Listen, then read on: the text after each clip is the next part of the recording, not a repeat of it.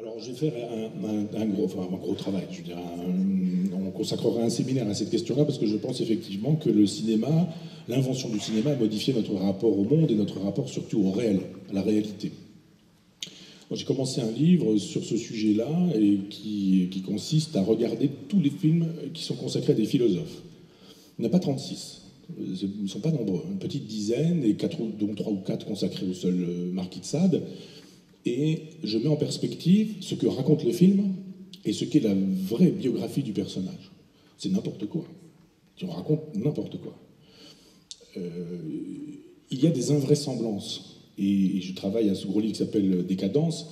Et je me suis dit, mais finalement, sur tous les sujets dont j'ai parlé, de la naissance de Jésus jusqu'aux Twin Towers, il y a eu des films.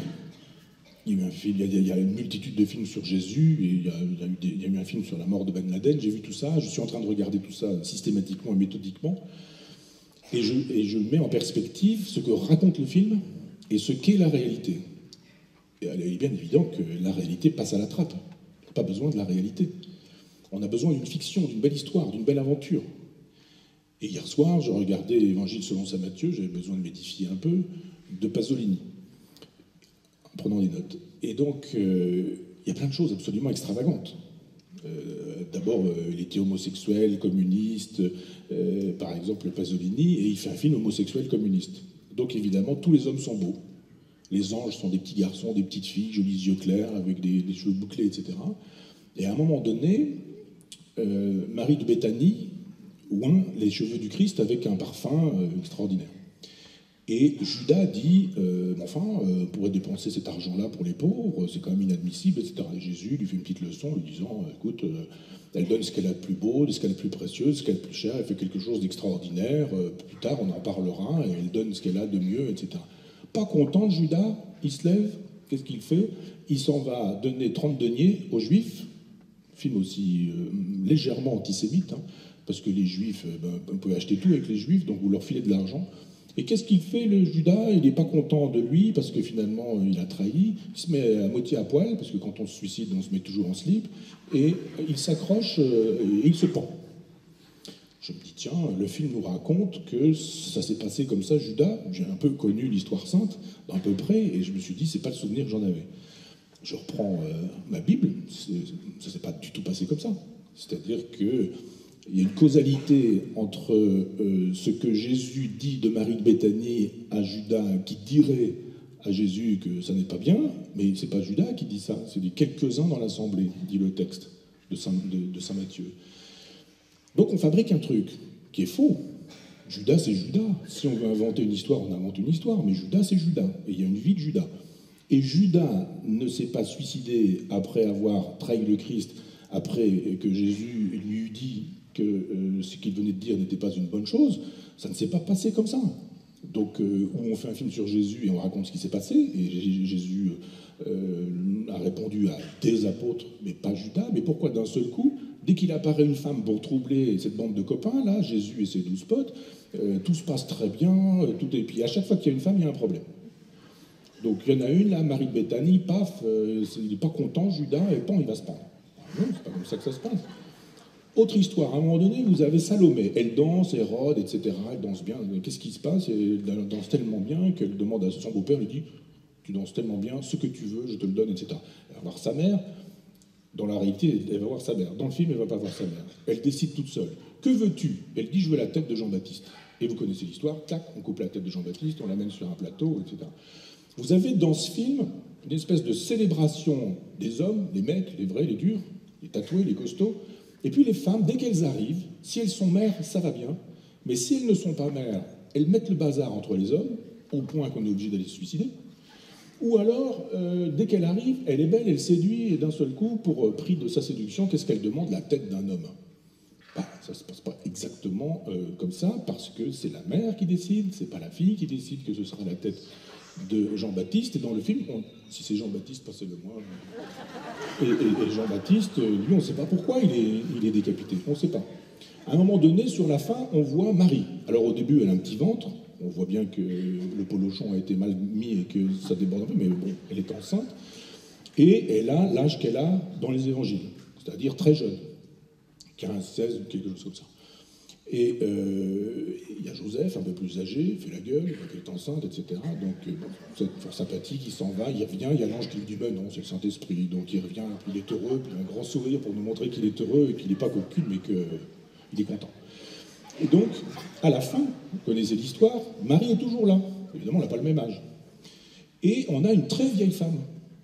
Très vieille femme. Je me dis, mais bon, Marie, elle a 17 ans. 17 ans plus 33, hein, c'est l'âge connu pour l'âge de la mort de Jésus. Ça fait quoi? Ça fait pas 60, ça fait pas 60, 70. Eh bien, je découvre ensuite que cette femme qui joue Marie, la mère de Jésus dans le film, c'est la mère de Pasolini.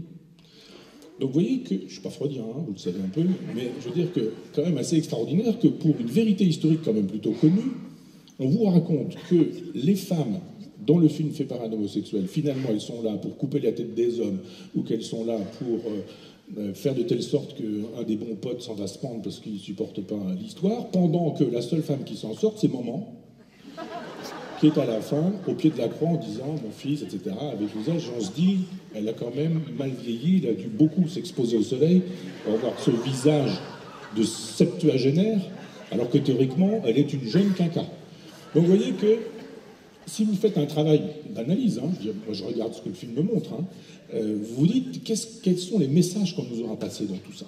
Les Juifs, ils sont hautains, arrogants, prétentieux, suffisants, ridiculement coiffés, avec des coiffures qu'on trouve dans la peinture de la Renaissance italienne. D'abord, Jésus, il parle italien, bien sûr, hein, c'est normal. Et puis ensuite, son magistère, il l'exerce dans une ville d'Italie du Sud, c'est normal. Et tout ça, vous vous dites, voilà, vous avez vu le film, alors Pasolini, c'est un monstre sacré, il ne faut pas dire du mal de Pasolini, c'est 12 étoiles dans Télérama. Donc, il faut aimer, c'est Pasolini, vous dites, mais c'est pas l'histoire, ça. Et encore, c'est moyen, il y a pas, c'est pas très grave. Prenez Jeanne d'Arc, de Luc Besson. J'ai aussi regardé ça. Eh bien, vous avez Jeanne d'Arc qui, d'un seul coup, découvre que sa sœur se fait violer par des Anglais. Effectivement, quand vous avez une sœur qui se fait violer par les Anglais, vous avez tendance à ne pas les aimer. Des années après, quand vous voulez bouter les Anglais en dehors de la France, vous pouvez dire, bah ouais, je suis freudien, on a violé ma sœur, je vais quand même venger ma sœur. Je me dis, tiens, j'avais pas souvenir de ça. Elle n'a jamais eu de sœur. Elle n'a jamais eu de sœur, Jeanne d'Arc. Donc si elle n'a pas eu de sœur, elle peut plus se faire violer par les Anglais. C'est pourtant toute la trame du film historique. Pour le coup, hystérique. Mais là, vous vous dites, on a une réalité historique. Cette réalité historique, on s'en moque éperdument. Et on dit, mais finalement, c'est mieux pour le film, parce que Jeanne d'Arc, c'est une femme, elle se venge, c'est bien, le cinéma, la vengeance, c'est quand même plutôt pas mal, plutôt que dire, bah non, elle était allumée, comme on était allumé à cette époque-là, elle avait des voix, elle croyait que Jésus, etc. Enfin, quand je dis allumée, le mot n'est pas gentil, mais elle était mystique, disons-le comme ça. Plutôt que de la montrer comme une mystique, on la montre comme quelqu'un qui va se venger du viol de sa sœur qui n'a jamais eu lieu, etc., etc. C'est-à-dire, vous prenez tous les films historiques, hein, j'entends bien, parce qu'après, vous faites une œuvre de création, vous faites une œuvre de création. Tous les films historiques disent n'importe quoi. Mozart, vous prenez le film terrible sur Mozart que tout le monde a vu, Amadeus, de Milos Forman, et où on présente un Mozart pétomane. Il y a 2 lettres dans une correspondance considérable où il rigole avec sa cousine, je crois, quelque chose comme ça, en disant « je te pète au nez » ou je sais pas quoi. Tout le monde a fait ça, hein, pas forcément péter au nez de sa cousine, mais je veux dire des plaisanteries scatologiques qu'on balance comme ça pour rigoler, etc. Donc Mozart, il pète tout le temps dans le film. Gazomètre perpétuel. Il est hystérique, il rit, etc. On se dit, ah bon, c'était un malin, il rigolait comme ça tout le temps, Mozart. Pas du tout ça. Il est pauvre, évidemment, c'est le grand mythe romantique, etc. Pas du tout, il était richissime, Mozart. C'est un flambeur. Aujourd'hui, il roulerait en Ferrari, il aurait 3 appartements, un comme BHL, un New York, quelques autres. C'était ça, Mozart. Et il jouait, etc. Donc c'est pas du tout l'espèce d'artiste maudit du genre on m'aime pas, etc. Au contraire, c'était la coqueluche. On nous le présente comme le personnage qui se fait détester par Salieri. Tout le monde connaît le nom de Salieri à partir de ce film-là. Personne n'est capable de donner le nom d'une œuvre de Salieri, mais tout le monde sait que Salieri est un méchant qui a voulu voler le requiem de Mozart. Donc Mozart va bientôt mourir, et il s'en va récupérer le requiem, il dit je reviens chez moi, je recopie tout ça de ma main, je détruis les trucs de Mozart, et puis après je dirai que c'est moi, et j'aurai une reconnaissance éternelle parce que j'aurai écrit cette chose. C'est faux. C'est faux, on nous présente Salieri comme un salaud, un méchant, un jaloux, un envieux. La réalité historique est que Salieri respectait Mozart et dit un génie par siècle, comme ça. Un génie comme ça, il y en a un par siècle. C'est lui, c'est pas moi. La modestie de Salieri, qui est un personnage historique qui a existé, se trouve ravagée par Milos Forman, qui estime que pour le film, c'est quand même mieux d'avoir un type jaloux, les passions tristes, c'est drôlement bien les passions tristes, la haine, la jalousie, la méchanceté, la scatologie, la violence, etc. Tout ça, c'est formidable parce que ça fait un bon film. Mais on prend les gens pour des crétins. Les gens trouveraient tout aussi bon un film qui nous montrerait la vérité historique. On fait un film sur Mozart, on fait un film sur Mozart. Et quand vous avez un film sur Mozart, vous avez en plus de ça dans le générique un conseiller culturel, un conseiller historique. Vous dites, mais il a été payé pour quoi faire, ce type? Il n'a rien respecté de ce qu'était l'histoire de Mozart. On nous dit, il est parti, il est mort, et puis finalement, personne ne l'aimait, et personne derrière son corbillard, parce que c'est l'artiste maudit, etc. Sa femme était malade, ils avaient probablement mangé une côte de porc avariée, et ils étaient tous les deux malades, Constance et lui, sauf que lui en est mort. Et quand on est venu chercher son cercueil, tout le monde était en retard, le type des pompes funèbres est parti à toute allure, il est arrivé auprès d'un cimetière, il ne savait plus quel cimetière c'était, les portes étaient fermées, ils ont mis ça dans n'importe quel sens, et hop, ils l'ont enterré comme ça dans la fosse commune. Mais pas du tout, parce qu'il était un artiste maudit, parce que sa femme était malade, parce que, etc., etc. Donc il y a des conditions historiques qui ne sont jamais respectées dans le cinéma. Je suis en train de lire un livre magnifique, Thierry Volton, 2 volumes de 800 pages chacun. Un troisième va arriver bientôt sur le communisme, sur l'histoire du communisme. C'est formidable, c'est le travail d'une vie. Il nous explique ce qu'est la révolution d'octobre. C'est quoi la révolution d'octobre? Les bolcheviks. Bolcheviks, étymologiquement, ça veut dire les plus nombreux, qui s'opposent aux mencheviks, qui sont étymologiquement donc les moins nombreux. La première élection qui a lieu, les bolcheviks sont minoritaires. Les mencheviks sont majoritaires. C'est un coup d'État, la révolution, en octobre 1917. Il y a 20 ou 30 personnes qui font ça. C'est rien du tout. C'est vraiment rien du tout. La réalité historique, Thierry Volton la raconte précisément, dans le détail. Et vous avez quoi? Eisenstein, qui vous fait un film qui vous montre des figurants, du monde partout, une espèce de grande ferveur populaire. C'est ça, la révolution soviétique, c'est de l'ardeur, etc., etc. Bien effectivement, quand on n'a pas le souci de l'histoire à des historiens, puisqu'aujourd'hui ils sont considérés comme moins que rien, l'État considère qu'on n'a pas besoin d'historiens, qu'on n'a pas besoin d'histoire, qu'on n'a pas besoin d'enseigner l'histoire. Quand l'histoire est considérée comme une quantité négligeable, la fiction fait la loi. Toute la fiction, elle a tous les droits. Et le cinéma aujourd'hui est les grands lieux de la fiction, surtout, hélas, dans le lieu où l'histoire devrait faire la loi. Parce qu'après tout, vous faites une fiction, vous inventez quelque chose, vous avez le droit d'inventer ce que vous voulez, vous racontez une histoire. Mais si vous écrivez quelque chose, un scénario, sur quelqu'un qui a existé, vous êtes tenu par l'histoire. Vous êtes tenu de faire ce que l'histoire enseigne. Pasolini, quand il met en scène ces 3 rois mages, il y a normalement Gaspard, Melchior et Balthazar, et ils sont tous les 3 d'une couleur différente. Ça fait sens. C'est pas juste pour rigoler. Ça veut dire effectivement. Alors, il n'y a jamais eu de Gaspard, Melchior et Balthazar. Mais pourquoi est-ce qu'il y a un jaune, un blanc, un noir? Ça veut dire que c'est l'humanité tout entière qui est représentée. C'est ça que raconte l'allégorie. Mais ils sont tous les 3 blancs dans le film. Oui. Alors il y en a un qui a un vêtement noir. On peut dire, oui, mais c'est allégorique, le noir, il n'est pas noir, mais il a un vêtement noir. Et le jaune, il a peut-être un vêtement jaune, mais c'est un film en noir et blanc. Donc on ne peut pas savoir. Donc vous prenez l'histoire, vous regardez qu'effectivement, on lui fait faire n'importe quoi. Alors Alexandre Dumas disait qu'on pouvait violer l'histoire pourvu qu'on lui fasse de beaux enfants. Souvent, on viole l'histoire, mais les enfants ne sont pas beaux. Et donc on peut très bien imaginer, je ne suis pas contre, le fait qu'on puisse inventer une figure qui n'a pas existé, encore que, mais une figure qui n'aurait pas existé, dans un film avec des personnes qui auraient existé, si ça rend possible l'explication de ce que sont les personnages. Exemple, vous pouvez très bien inventer un personnage qui n'aurait pas existé dans la Révolution française, mais qui se serait trouvé aux Tuileries au moment des massacres de septembre, par exemple, et qui vous raconterait les choses. Pourquoi pas? Ce type n'a pas existé, mais vous l'imaginez, je peux encore imaginer une chose comme celle-ci. Mais il y a ce que j'ai appelé un négationnisme ou un révisionnisme esthétique dans cette façon qu'a le cinéma de considérer qu'il n'est pas tenu de respecter l'histoire. Qu'il peut faire des choses, après tout, pour qu'elles soient belles, peu importe. Moi, j'ai écrit un livre qui s'appelle L'esthétique du pôle Nord, qui raconte mon voyage au pôle Nord avec mon père. Il y a eu 3 projets de films. Aucun n'a abouti. À chaque fois, on voulait me faire faire des choses que je n'avais pas fait. Je descendais de l'avion, paf, j'allais me taper une Inuit. jamais pensé que les Esquimaux étaient faits pour être, etc. Je dis, j'ai pas fait ça. Et l'aurais-je fait, je n'avais pas très envie, ceci dit. Je dis, parce que pour le film, etc. Je dis, ben non. Non. Ou vous prenez mon livre et vous faites le film avec ce livre, et j'ai pas, j'allais dire sucer d'Esquimaux, ce serait trop facile, mais j'ai pas fait ce que vous me prêtez, et j'avais pas du tout l'intention de le faire. Il y a un autre qui dit, ouais, mais moi c'est parce que mon père, etc. Mais je dis, mais faites votre film. Et puis emmenez votre père à Tahiti, mais pas au pôle Nord, et inventez votre affaire. Parce que d'un seul coup, on trouvait que c'était pour le film, etc. Je dis, mais non, pas du tout. On trouvait que pour le film, c'était mieux. Je dis, mais vous prenez des gens pour des imbéciles. Vous pensez que les gens, il leur faut du sexe, il leur faut de la violence, il leur faut de la scatologie, il faut faire fonctionner la machine avec les passions tristes, avec les bêtises, avec la grossièreté, et que ça marchera mieux parce que les gens sont des crétins qui ne mangent que des mauvaises choses. Mais les gens ne mangent de mauvaises choses que parce qu'on ne leur donne que des mauvaises choses.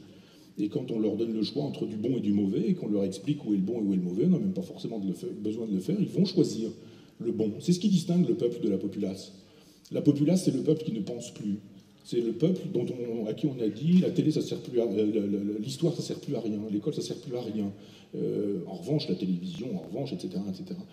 De fait, aujourd'hui, quand vous regardez un film historique, ben vous avez tendance à croire ce qu'on vous raconte, puisque c'est au cinéma. C'est ce qui est montré, c'est ce qui est raconté, donc ben c'est la vérité. Dans le film de Pasolini, vous avez un type qui arrive affreux, là, avec une bouille terrible. Évidemment, vous voyez bien qu'il fait partie des paralytiques, enfin de tous les gens qui sont... Et puis hop, le plan suivant, Jésus a dit 2-3 mots, paf, même pas, hein, il était là, paf, et d'un seul coup, plan suivant, il est beau comme un dieu. Bah oui, c'est un miracle. Sauf que c'est le cinéma qui fabrique la fiction, c'est du cinéma. Premier plan, vous avez une vannerie puis 2 poissons, plan suivant, la vannerie qui dégorge de poissons. Bah c'est facile, le cinéma peut le faire. Mais il y a un moment donné où quand on a effacé le réel, qu'on a dit que la fiction était plus réelle que le réel, alors finalement, on ne sait plus ce qu'est le réel. On est perdu. Et il y a un nombre d'enfants aujourd'hui qui sont perdus parce qu'ils ont été nourris au lait du virtuel. Parce qu'ils ont passé leur temps sur des consoles de jeux, sur des jeux vidéo, parce qu'ils ont passé leur temps à regarder des fictions, et ils ont l'impression, ce qui les étonne, c'est quand ils sortent que le monde existe. C'est ça qui les étonne. Parce que leur monde, c'est ça. Et d'un seul coup, ils ouvrent la porte, ils ont l'impression qu'il y a un monde. Et ils inversent les perspectives. Le vrai monde, c'est la fiction. Et la fiction, c'est la réalité. Et perte totale de référence. Donc, évidemment, quand on montre des films à des enfants, ou à la télévision, ou à l'école, parce que j'ai été prof, hein, je sais ce que c'est que de mettre un film et puis d'être tranquille. Encore que moi, je le faisais pour mon oncle d'Amérique, parce que ça me permettait de parler des théories d'Henri Laborie. Mais on part du principe que c'est la vérité, qu'elle est constituée ainsi, puisqu'elle est montrée comme ça. J'appelle ça du révisionnisme esthétique. Je trouve extrêmement dangereux qu'on puisse aujourd'hui faire dire n'importe quoi à l'histoire, sous prétexte que ça fait un beau film. Mais le jour où on montrera Adolf Hitler comme un personnage sympathique, parce que finalement ça casse un peu sur l'habitude, et qu'on a trouvé un Hitler plutôt sympathique, et qu'on a fait un film, etc., jusqu'où ira-t-on ? Qu'est-ce qu'on va tolérer sur ce terrain-là? Alors après, vous avez la théorie de Lanzmann sur Shoah, et qui nous dit, c'était à l'époque de l'Holocauste, qui nous dit c'est irreprésentable. Et donc comme ça n'est pas représentable, le premier qui essaie de représenter, c'est quelqu'un qui fait le travail des nazis, etc. Alors on rêve. Je pense que c'est représentable, que tout est représentable, pourvu qu'on respecte la réalité. Zoran Muzic, regarde une peinture de Zoran Muzic, eh bien, emmener un élève devant la peinture de Zoran Muzic, c'est nettement plus intéressant que de lui faire voir une fiction fabriquée dans un téléfilm avec des voitures de FFI qui sortent de chez le collectionneur, toutes propres, rutilantes, neuves, etc., avec des gens qui ont des costumes qui sortent toujours d'une espèce de reconstitution auquel moi j'ai du mal à souscrire, parce que parfois les peintures disent plus. Une vraie peinture, bon, je songe à Zoran Muzic, dit plus qu'un mauvais téléfilm ou qu'un film qui se voudrait même éventuellement bon. Donc je crois que un siècle de cinéma a contribué, alors ajoutons un siècle de télévision aussi, tout ça, ça a contribué à brouiller les repères entre le réel et la fiction, parce que nous n'avons pas été vigilants sur l'histoire, que nous n'avons pas assez respecté l'histoire, que nous avons fait dire à l'histoire tout et le contraire de tout. Ça veut dire aujourd'hui que les historiens sont une espèce de race en voie de perdition, comme les philosophes, comme les sociologues, comme les psychanalystes, comme les psychologues, enfin comme tous les gens qui font le travail de généalogie dont je parlais tout à l'heure, et un travail qui gêne tant notre Premier ministre. Je crois effectivement que le travail des gens qui cherchent, même si, vous savez, je ne suis pas freudien, je veux dire que quand un freudien donne son hypothèse, c'est pas la mienne, mais c'est une hypothèse. Ça mérite d'être entendu, ça mérite d'être commenté, critiqué, examiné, et voilà. Or, le cinéma est une juridiction d'exception. Ça n'est pas un lieu d'hypothèse, c'est un lieu où la fiction est présentée comme une réalité. Donc, c'est la pire des choses. À quoi j'ajoute que ce serait la meilleure des choses, et j'y crois beaucoup, moi, si effectivement ce cinéma était pédagogique sans être pénible, sans être insupportable. On peut faire un cinéma dans lequel, et j'ai travaillé déjà avec des gens, mais ça tombe toujours à l'eau, sur des scénarios, j'ai fait un scénario sur Nietzsche, et on se retrouve avec des producteurs, extraordinaire, fantastique, merveilleux, formidable, puis quand on commence à travailler, il faudrait mettre un peu de sexe, un peu de ceci, un peu de cela, puis bon, allez, on arrête là, je vois où on va aller, c'est systématiquement. Or, un film, pour être positif, pour le coup, un film comme Tous les matins du monde, était un très grand film, en tout. C'est-à-dire que le personnage qui, a priori, aurait dit « Moi, je vais faire un film sur Sainte-Colombe et sur Marin Marais », il aurait dit musicien baroque qui joue de la viole de gambe. Je dis « Oh, sexy, ça ». J'espère qu'ils vont, à un moment donné, parce que, bon, voilà, et pas du tout. Corneau dit « Ce sera effectivement le vrai Sainte-Colombe, le vrai Marin Marais, et ce qui les a opposés ». C'était subtil, c'était intelligent, c'était malin, d'autant que c'était une espèce de portrait de Pascal Quignard et de Philippe Solers chez Gallimard, pour qui savait. L'opportuniste, le cynique, le roublard, etc., et le pur. Le type qui est dans la cour, le type qui est hors la cour, le type qui est une espèce de rustre, d'ours, etc., et puis l'autre qui est prêt à tout pour faire carrière. Et en même temps, il y avait une image magnifique. Il y avait un scénario extraordinaire, d'ailleurs écrit par Pascal Quignard. Il y avait une musique évidemment extraordinaire. Il y avait une direction d'acteurs extraordinaire. Corneau a fait un film extraordinaire, des grands films de l'histoire du XXe siècle, et a montré que sur des sujets pointus, musique baroque, réservé aux baroqueux à l'époque, donc petit public, eh bien on pouvait faire un cinéma grand public. Et qu'avec Marielle et Depardieu, on pouvait concerner plein de gens, et ça a été un succès considérable pour le film, ça a été un succès considérable pour le disque, ça a été un succès considérable pour Espérion 20 et Jordi Saval, les gens qui avaient organisé, qui avaient enregistré toutes ces musiques-là. Donc je crois au cinéma. Je crois que le cinéma est un instrument, il ne faut pas le damner en tant que tel en disant c'est le cinéma, c'est pas bien. Je crois qu'il faut le damner dans une civilisation qui s'effondre et qui estime plus réjouissantes les fictions que la réalité, qui se repaît des fictions parce que les fictions consolent plutôt que la réalité qui est une réalité qui prétendument est désespérante. Moi je ne crois pas. Je crois qu'on peut faire des beaux films historiques qui sont intéressants, respectueux de l'histoire et qui sont édifiants. Édifiants au sens où on apprend des choses et on en sort meilleur, plus grand, grandi comme on peut l'être quand on a lu, je sais pas quoi, l'œuvre d'Albert Cohen, quand on a lu, qui l'on voudra, pourvu que ce soit des littératures qui édifient, pas au sens moral du terme, mais au sens intellectuel du terme. Donc on ne trouvera pas aujourd'hui de gens qui font ce travail. J'ai un peu vu Alain Corneau, puis hélas il est décédé rapidement, on avait parlé de ce projet sur Nietzsche, parce qu'il voulait faire encore un film, un polar, etc. Donc il m'a dit on en reparlera après, puis il est décédé. Mais je pense que quelqu'un qui voudrait aujourd'hui faire ça ne le pourrait pas parce que c'est devenu une industrie. Et que c'est beaucoup d'argent. Beaucoup d'argent. Et que si c'est beaucoup d'investissement, il faut beaucoup de billetterie. Si c'est beaucoup de billetterie, on pense, on a tort, mais on pense qu'il faut plaire au public, au grand public dont on estime qu'il est taré, qu'il est simplé, qu'il faut lui donner de la mauvaise nourriture. Donc effectivement, on fabrique une espèce d'infâme brouée, et puis les fameux blockbusters américains, et vous avez des succès avec les jeunes. Mais moi je pense qu'on pourrait aujourd'hui faire de grandes et belles choses, sauf que ce sont les banquiers qui décident de ce que sont les films, qui choisissent des gens dont on dit qu'ils sont bankable, c'est-à-dire qu'ils font venir, on va voir le film de Depardieu, quel que soit le film de Depardieu, on va voir le film de je ne sais pas qui, Adjani, si c'est parce que c'est Adjani, mais peu importe le sujet. Je crois effectivement que c'est un art sans artiste, que c'est un art qui est devenu une industrie et qu'il manquerait aujourd'hui quelques individus qui soient capables d'éviter les deux écueils qui sont le film d'intello, écran noir pendant 4 heures, c'est génial, 50 étoiles dans Télérama, et puis la soupe aux choux. Un plan, un P, un plan, un P. Bon.